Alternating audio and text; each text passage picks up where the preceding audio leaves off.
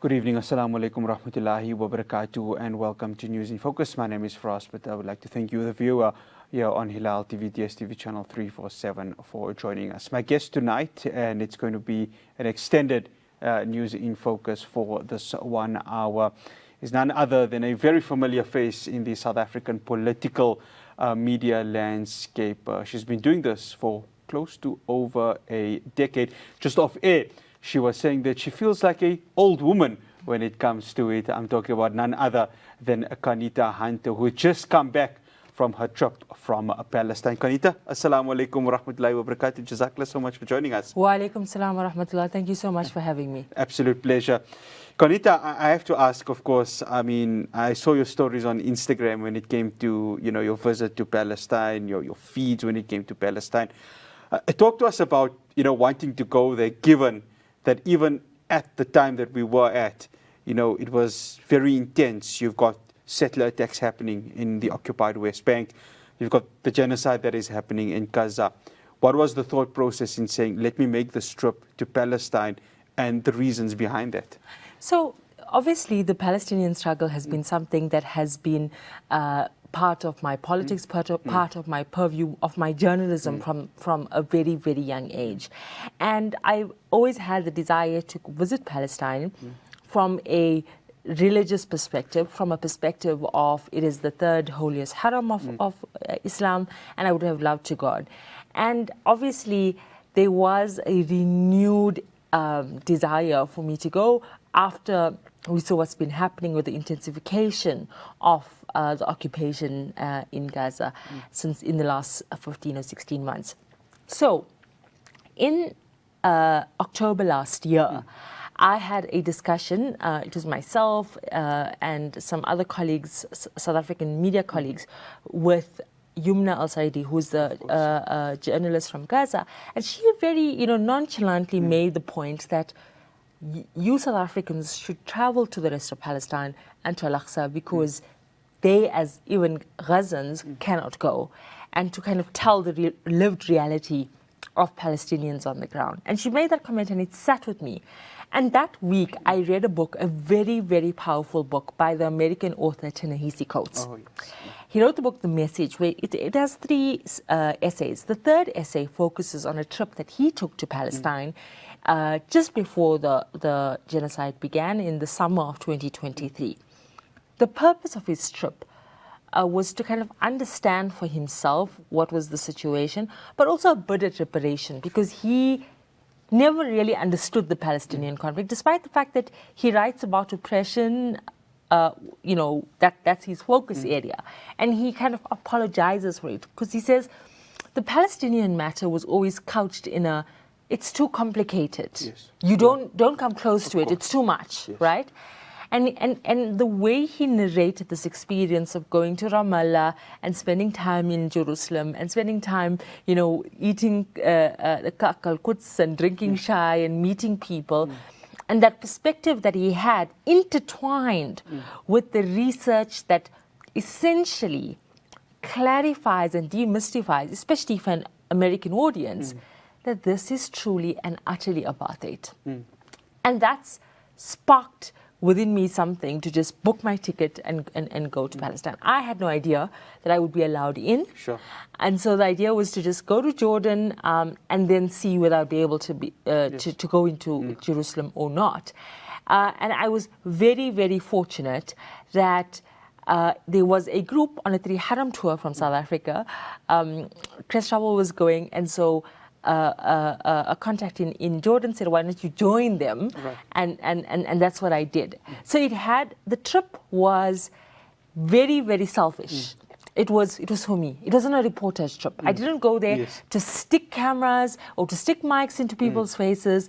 It was just for me to literally spend time to absorb this land, to absorb these people, to sit in Masjid Al-Aqsa, really, and to just let it settle for what it was. And I think the impact that had on me was far greater than had I gone in with cameras and microphones. And I think the beauty of what you're saying right now, we have 27th of Rajab that is coming on Sunday evening, and we know the beauty of Rasulullah sallallahu alaihi wasallam's trip when it came to that. Qaanitah, both you and I have never experienced apartheid at a large scale here in South Africa, but of course, family members of ours would speak of it. You saw it firsthand, didn't you? And talk to us about when, of course, you had to be interrogated for I don't know how many hours. You can speak on that.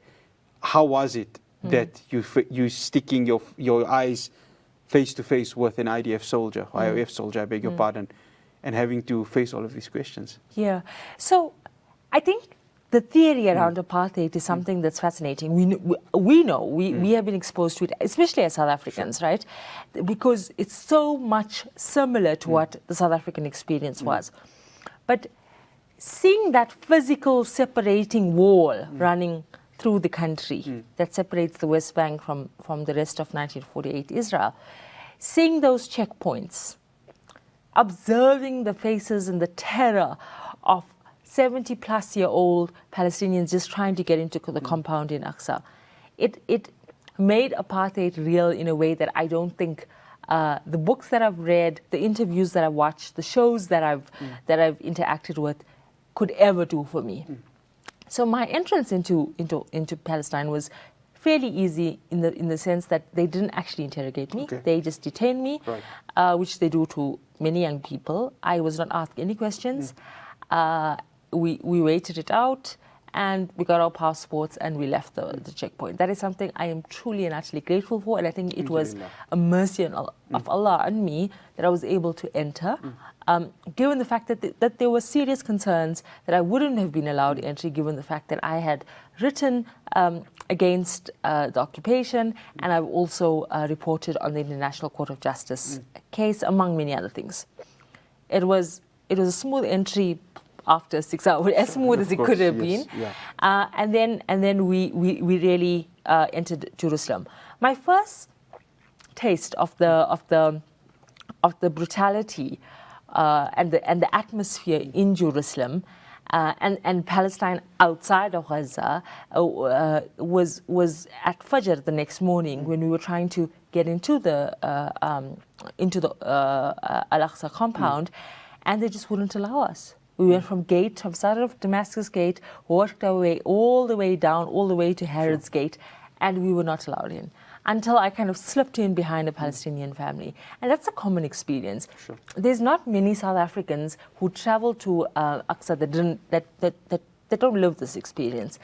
But when you kind of face it on a daily basis and you understand, the hostility from the soldiers just by virtue of presenting what we call our green mamba passport. And understanding that this is the lived reality of Palestinians for every single salah.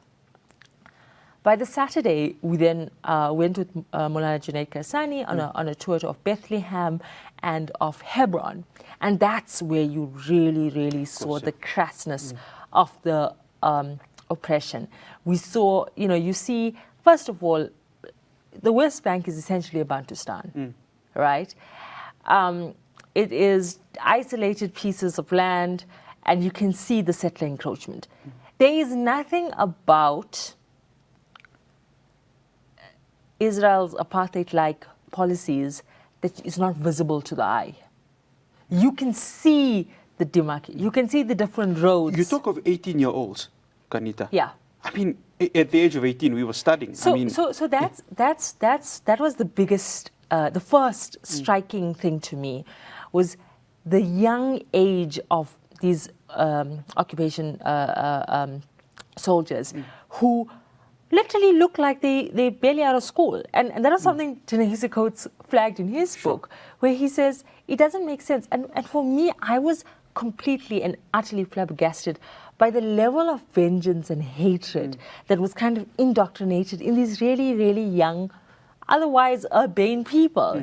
These are kids. They probably, they live in cities, they come from, and they're on TikTok and Instagram, and yet the amount of hatred that you would have and the vengeance that you would have and the incentive to humiliate old people that are probably the age of your grandparents. It, for me, is counterintuitive to the human experience. I couldn't understand it. And I thought about, FACPRAS, for example, the South African experience, and thought about what creates this anatomy of hate, what creates this vengeful kind of DNA almost, Yes. because you can't blame kids. Well, course. you know, well you can. I mean, Yeah. they're not kids in that Kids, yeah, way. they're fully grown adults, They're yeah. fully adults. But what I'm saying is that kind of indoctrination comes from somewhere, and so I was really, really perturbed by that. To say, what you have here is a generation and generations of Israelis who have been schooled in this thing that if you don't, you know, if you don't be the aggressor, you're going to be the hunted, right? And what was really interesting for me, and it became so much more manifest for us in my trip, was this construct that, and I'm referencing Tanesi quotes because that book really moved me in many ways, but I mean, it extends to other examples. The example of where the victim becomes the aggressor. Yes. And he started his essay around he went to the Holocaust Museum in Tel Aviv, and trying to understand how can you go through what you went through as a people and then do the exact same thing years later. And over time, as I sat there, I mean, that kind of was the main thing that weighed on my mind for the duration that I was there. And I thought about Rwanda. And in December of the previous year, 23, I spent a lot of time in Kigali, and I went to the Genocide Museum. Yes. And I wrote a piece in News 24 about Welcome to the Gaza Genocide Museum. So basically, the replica of, it's the year 2030, we're now going and commemorating this genocide, and everyone's wondering, how did we allow it to happen? Similar to how we react to the genocide that happened in Rwanda.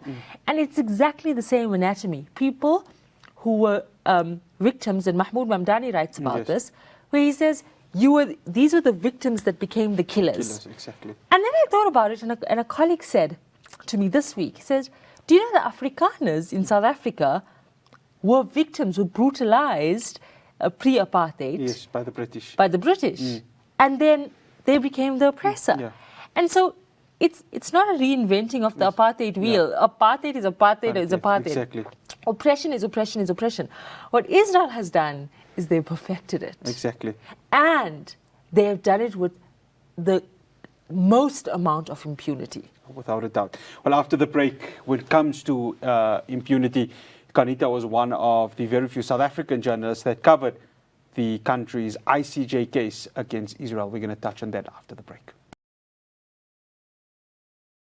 Welcome back to News in Focus. Now, the International Court of Justice case against Israel is still ongoing, but it was a year ago today where South Africa made history by taking Israel for the genocide crimes that are being committed in that area. And of course, there is still currently a ceasefire, but carnage and death remains the theme for that part of Palestine. Qaanitah, interlinking to obviously, your trip to Palestine, meeting the residents of Jerusalem, how much of appreciation do they have for not just you as a Muslim, but as a South African Muslim, for what the country is doing at the ICJ? I ask this because every Palestinian I speak to, there's either tears or pure emotional authenticity when they speak to you about their gratitude to this country. It was like this crazy dichotomy, right? So the hostility from the Israeli soldier because you're South African, and this extreme elation from Palestinians.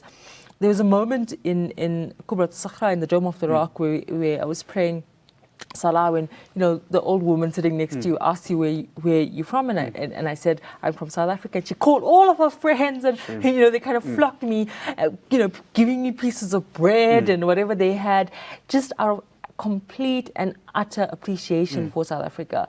The thread in the conversations with all of these Palestinians that you are really brave people. And obviously the connection to Palestine and between Palestine and South Africa before was a Mandela connection. Of course, And now it's amplified in so many ways, because what South Africa did was momentous on many fronts. What it did was it took a stand against impunity when no one else would. And to its detriment in some ways. Of course. And so what I reflected on for most of the year, and it kind of culminated in this trip, was that opening presentation that Advocate Adila Hassan made Yes. to the International Court of Justice in The Hague before those 12 justices, where she said, this did not start in October 7. Of course. This is a 75-year struggle.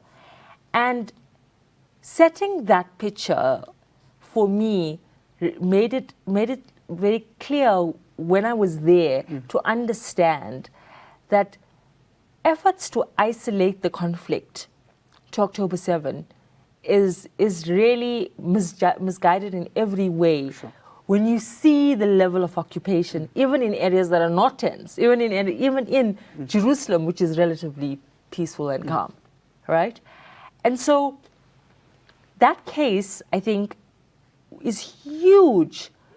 It was a huge stance that South Africa took, but I do think that it's historic in so many ways, and that we will fully appreciate what that means to have been victims of a crime, to stand up for fellow victims of a crime.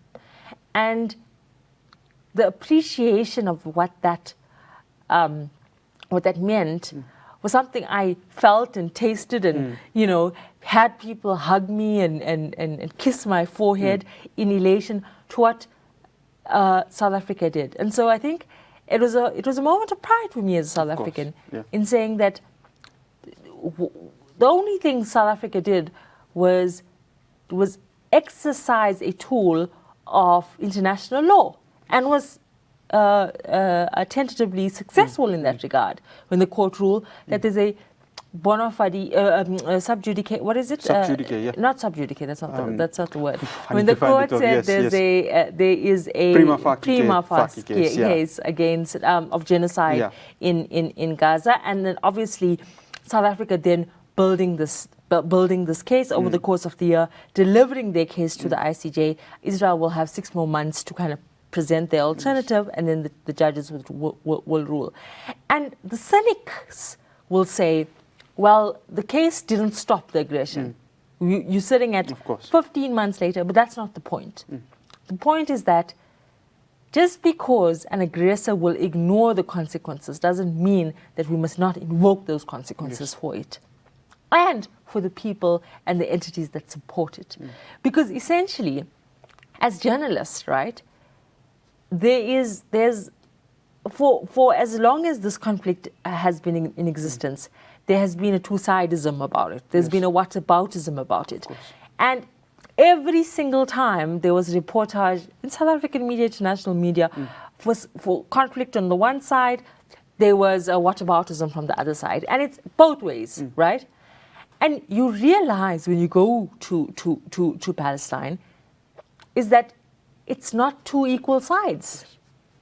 And so that's what distinguishes this conflict, is that you legitimately have an oppressor and you have an oppressed. This is not fair game.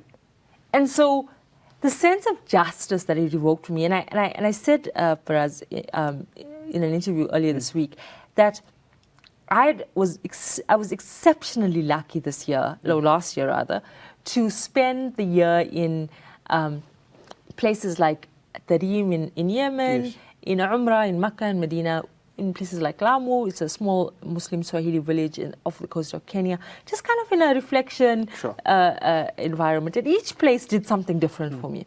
But what Palestine did for me at the end of the year was to galvanize a sense of justice, a sense for advocating for justice. Because me and you wouldn't do what we're doing if we are not motivated by a sense of justice. Definitely. And you realize the importance of what we do, number one. And number two, the bravery of people that don't have a choice but to withstand. Whereas we have the ability to opt in and opt out. Sure, of course. And so South African journalists were brutalized by the apartheid government, and the world stood up for them. Exactly. So we have a responsibility to stand up for people of Gaza, but also the journalists of Gaza, because essentially, not long ago, we were the victims too. Qaanitah, obviously you did an exceptional job for those 3 days that you were covering, obviously, the opening remarks of the case. As a fervent supporter of the solidarity of Palestine. How did you have to separate yourself from the journalist, Qaanitah Hunter? Because it's such a high emotional stakes at that moment.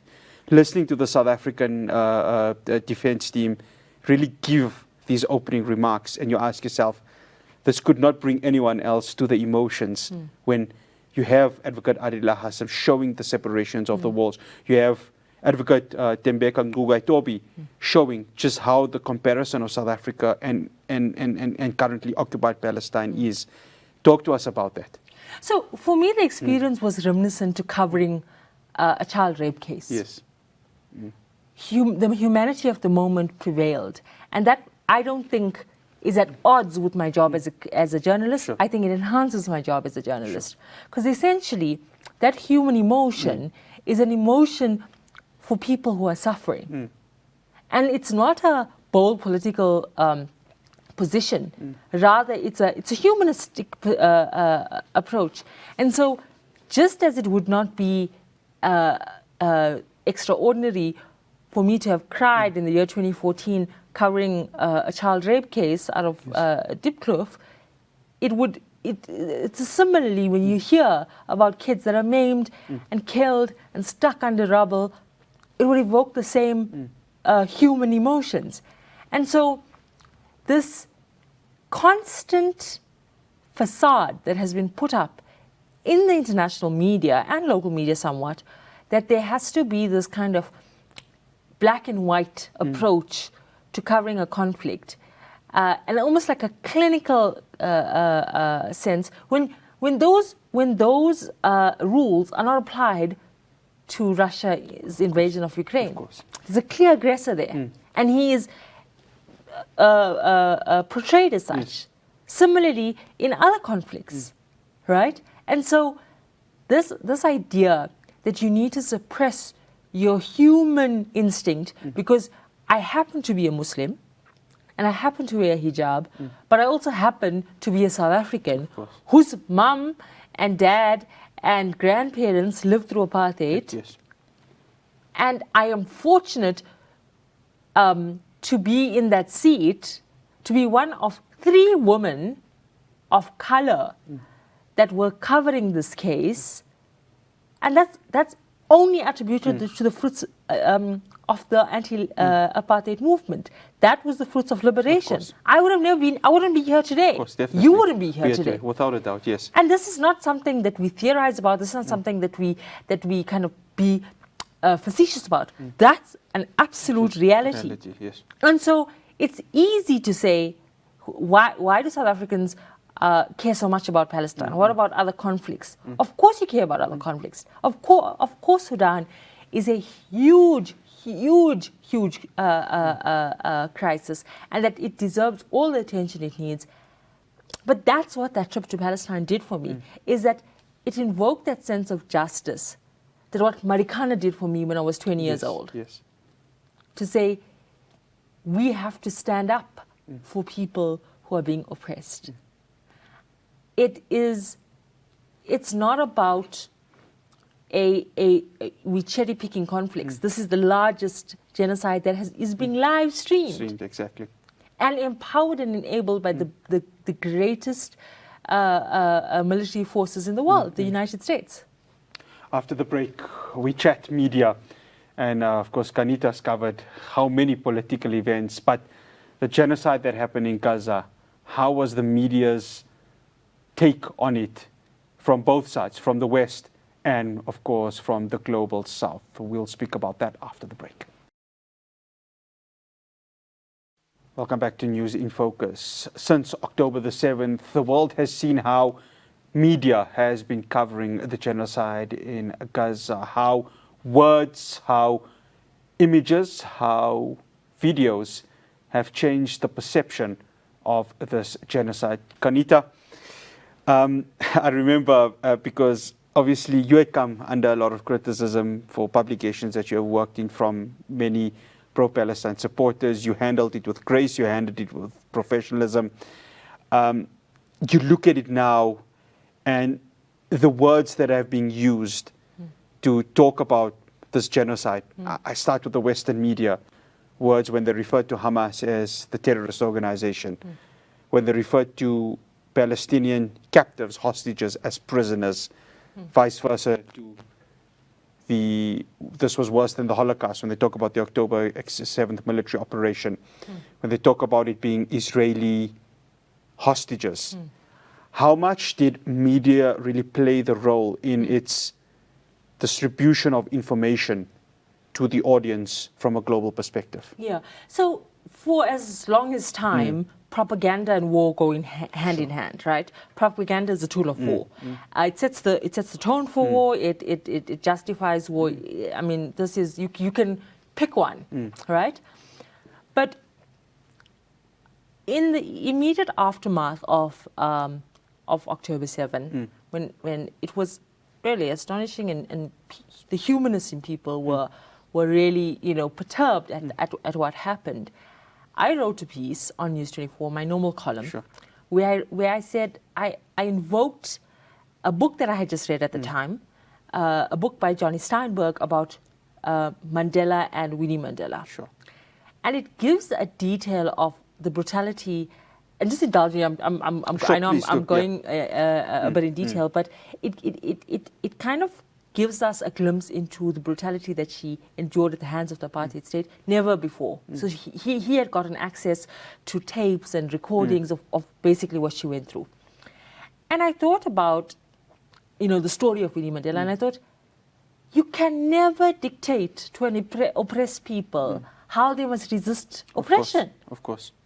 You couldn't do it to Winnie Mandela. She was at the coalface of the apartheid government while Mandela was sitting in jail. She literally faced the brunt of it on behalf of her people. Right? To be banished, to be and so they characterize her as this kind of drunken kind of sort of low morals person. At one stage, she was labeled a bad rebellion. A bad rebel, I beg your pardon. And this betrayer of Mandela, who was this peacemaker. Mandela radicalized her. They were radicals. They ran we forget that. We forget that Mandela ran an armed movement. Of course. And this glossification of the Mkhonto Wesizwe movement, not the one, not Jacob Zuma's one. This one. But to understand that it was war times. And so I make the case in the context of Palestine to say you cannot prescribe to oppressed people how they need to resist oppression. And Bassem Yusuf, very interestingly, has this analogy about this fish bowl where you just kind of oppress this fish in the small little bowl, and then one day the fish jumps out of the bowl and just bites the pinky of the person constantly pushing down the fish in this tiny little bowl. And that's exactly the most perfect analogy. And subsequent to that, I obviously was in a very influential position in that publication, and a lot of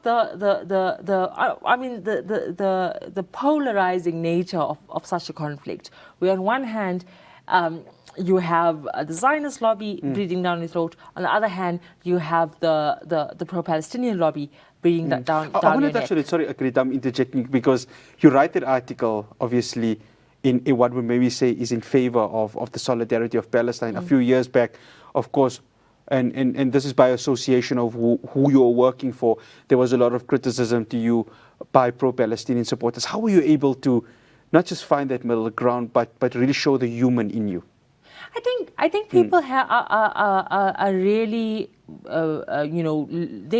it's valid. Have your opinions, and so the reality of it is that there's a legitimate reason why I would not be constantly focusing on a particular issue. There's justifications, but when it's such an emotive issue, those justifications don't count. And so that the reality of it is, hear people out and keep it moving. I think it was in 2014 there was a Zionist event with the Israeli ambassador at the time. I think it was 2014 when there was that incursion. And I went. It was during Ramadan, I remember. Yeah, I went for it. Yes. As a reporter with my hijab. Okay. And the reality of it was that I think it was maybe a little naivety from my end, But that reality of it is that the distinction is not a religious distinction. It's a oppressor and oppressed distinction. Sure. Right?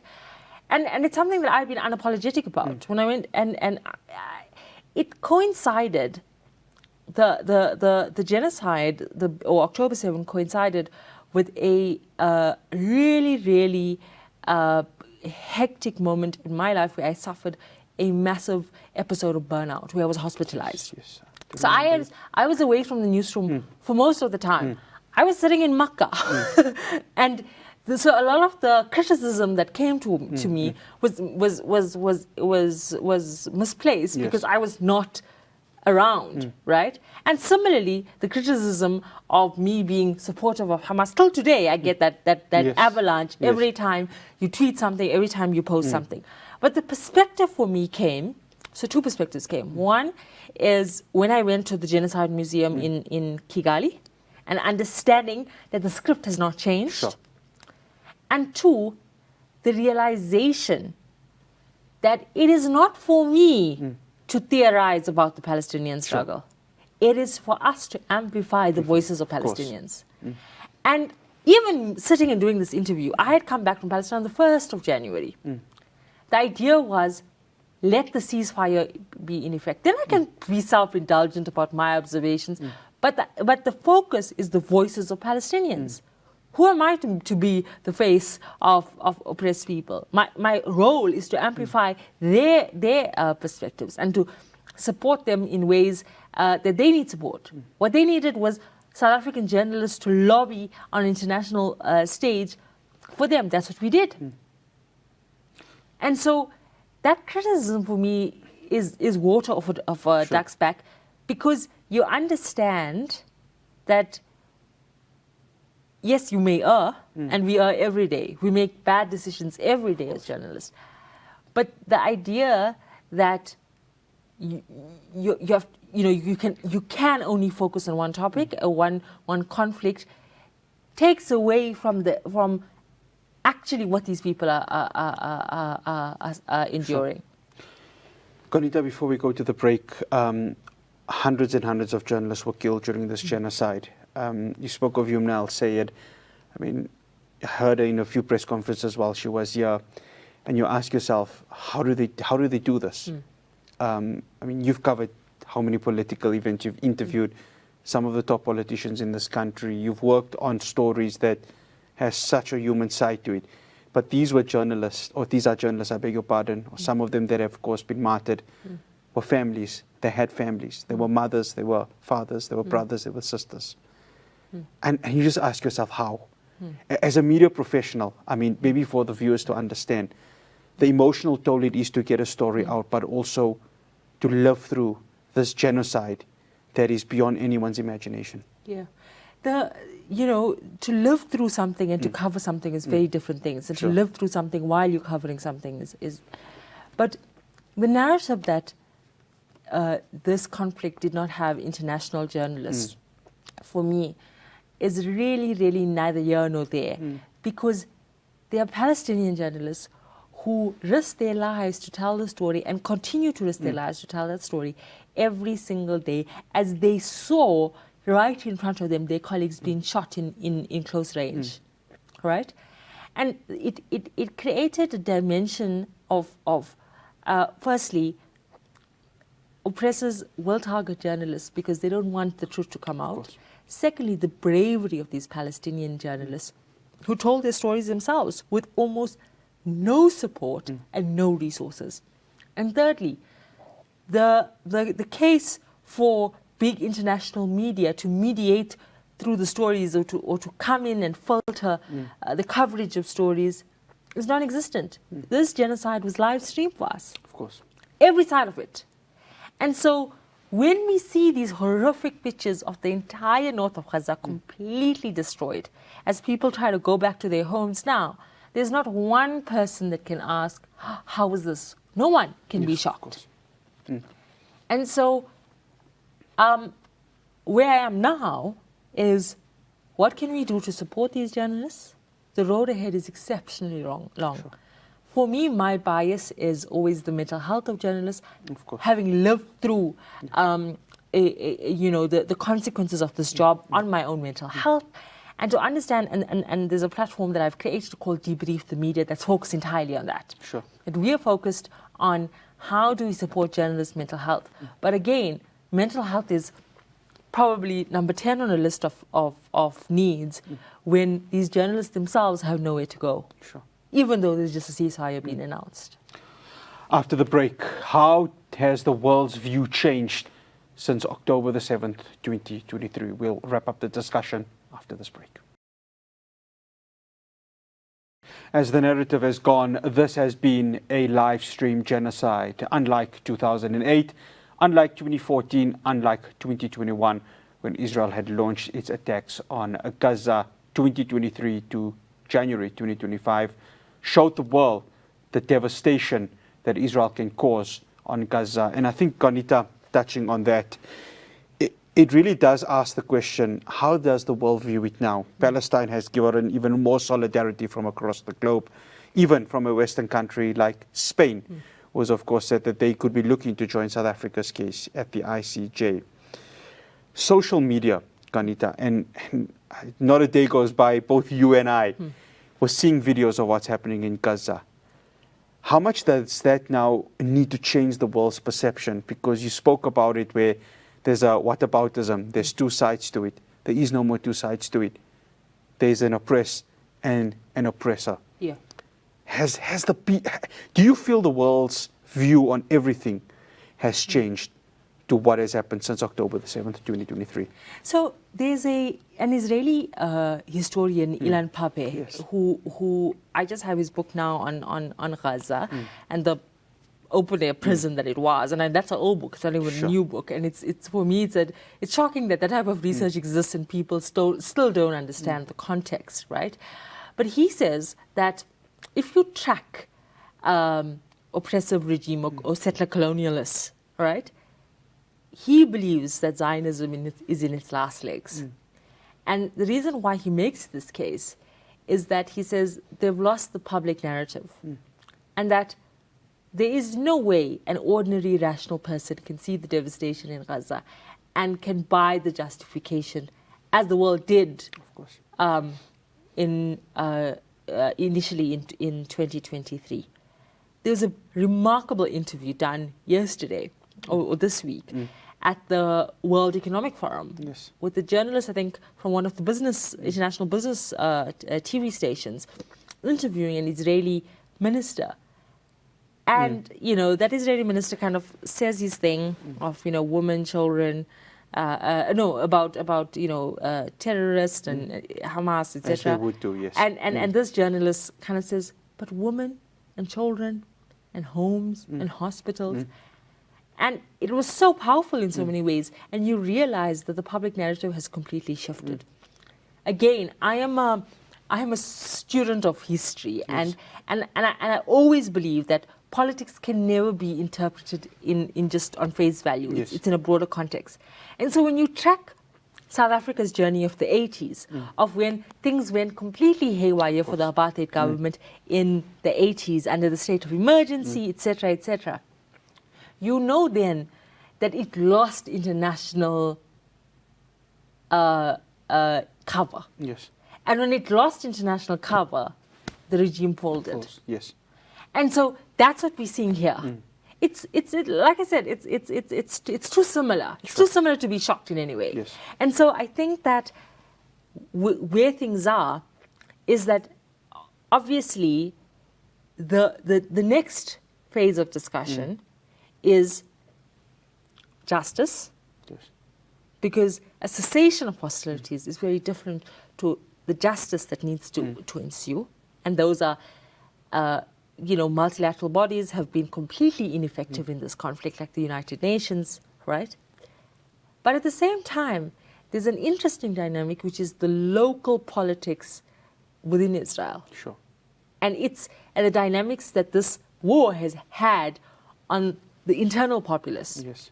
And the constant appeal to an extreme right wing for political survival by the Prime Minister, Benjamin Netanyahu. And so that dynamic the world's complete realization of what this is, and the understanding that if this level of impunity exists, there's this really famous interview, one of the last interviews of Joe Biden, where he says, you know, when he went to Israel shortly after October 7, he said, Bibi, you know, in that Joe Biden old, he said, you can't be carpet bombing people. And Benjamin Netanyahu said to him, but you did it in terms of Eastern Germany in World War. Tit for tat, yes. Right? And that is probably the biggest concession of a violation of international law. Exactly. Because there was no United Nations then. Yes. That's why the United Nations was formed. Exactly. That's why there was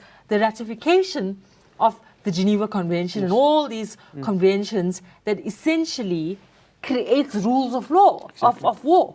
And so, for me, it is really, truly fascinating to see how the world aligns going forward. But at the same time, the more pressing need, as we theorize about justice and we theorize about what's to come and the International Criminal Court and the International Court of Justice and all of those processes, but there's a child in Gaza that doesn't have a leg. Exactly. There's no houses, there's no homes, there's no medical equipment, there's nothing, there's absolute... So for me, that's the difficulty in trying to understand where to from here, in the sense that there's this enormous amount of devastation, probably the worst the world has seen in such a concentrated area and over such a short period of time. And where do you start in the rebuild and recovery? Sure. And so when I say that that sense of justice has been fired up in me, I realized that we cannot physically ease the burden of an old lady who's lost her entire family and her home and her everything. We can't take away the pain of that orphan child. But what we can do is play a very, very minute role in seeking justice for oppression. The same way we would seek justice for oppression anywhere else in the world. And the reality of it is, it's them tomorrow, it could be us. It's them today, it could be us tomorrow. Exactly. And that for me is a recurring thought as we kind of watch the developments go forward. Qaanitah, when October the 7th happened, you get the pro-Zionist groups that are coming out and saying, well, it was Hamas who started this, that, and that. Complete ignorance of why Gaza was obviously created, this open-air prison. And the Nakba in 1948. And I want to touch on the Nakba in 1948 because people still do not, many of the pro-Zionists especially, choose to forget it completely. And that's what South Africa's case to the ICJ. Exactly. And that's why, for me, going to Palestine, and I don't think any person, whether it was Ta-Nehisi Coates, whether it's me, whether it's anybody that goes to, you can probably be the biggest sympathizer of the Israeli regime. And when you physically go to Palestine, you will see the oppression. Exactly. There's no way your eyes can deceive you. When you see that wall, when you see the settlers, when you see the dual legal system, when you see those checkpoints, when you see the roads being demarcated separate, when you see the fact that Israel owns the rainwater that comes. Exactly. There are different water systems for the two people. And so this narrative that this is a war on Hamas is already being exposed as a fallacy now, when there is so many deaths and so much brutality in the West Bank. Which just started this week. Which intensified Which is a long this week. history also at the same time, And so I think that lies have short legs, and I think that this conflict has really, really done one thing, and that is to kind of expose the reality of the injustice. Qaanitah, where do we go to now from a world perspective? South Africa, we still have pro-Zionist lobby groups, you still have pro-Zionist, and nothing's going to change. They're going to believe totally that Israel is theirs and it belongs to theirs. But the solidarity of Palestine within the country continues to grow even further and further, and we see social media really taking quite a hold with regards to that. But in your eyes, from your visit to Palestine in itself, do you feel that the world, and I'm also mentioning the West, is slowly starting to say enough is enough? There's going to come a time where Israel is going to be isolated, number one. There's going to come a time where Israel's economic, the economy is going to take a hit if it hasn't already taken a hit right now. And number three, when those sanctions hit Israel, sooner or later, the liberation of Palestine is going to happen, whether it's tomorrow, whether it's today, whether it's 10 to 20 years' time. Yeah, I think Palestinian statehood is the overarching environment. What happens? I've been doing a lot of reading around one state was two-state solution, and that's not for us to theorize about. We don't live there, right? But I always say that the South African experience is exceptional in that we were able to make peace with our oppressors. Sure. And that we underplay that as South Africans. And a lot of people in Palestine look to the South African example as the only way. Because geographically, for me, a two-state solution doesn't make sense. Of course. Pieces of disjointed pieces of land that gets encroached and smaller every day as designated Palestine, and then Israel controlling the existence of, is not statehood, right? And we know this is South Africa. Yes. We know what the apartheid government did in creating Bantustans, right? And with good reason, because that's how you kind of cut people off to intensify your power base. Sure. And so I am really interested in seeing how the international community takes on, in a post-war era, the conversation around Palestinian statehood. I would like South Africa to relook its position at its position in support of a two-state solution and say, you're supporting it on a reality that doesn't exist now. That map doesn't look like, when you took that decision, the map has changed. And you had these settler encroachments. So I don't know what the solution is. Sure. And it's not up to us to theorize what the best solution for Palestinians. So Palestinians to decide what the best solution is for them. But I do think that the end of the war is simply the starting phase of the ending of a 76-year conflict.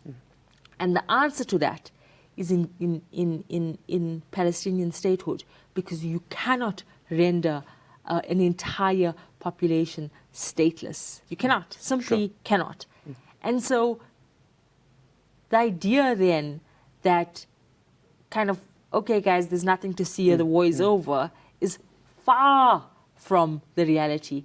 And that actually this is just phase one, and it's something that I think makes Israel very jittery, because the war created an environment where they can squash any attempt at discussing Palestinian statehood, as vocalized by Israeli right-wing ministers, to say, right, it's done, they must go to the Sinai. So it exposed ethnic cleansing. Exactly. And so we don't know where this goes in terms of the lasting solution of that comes in Gaza and in the rest of the country.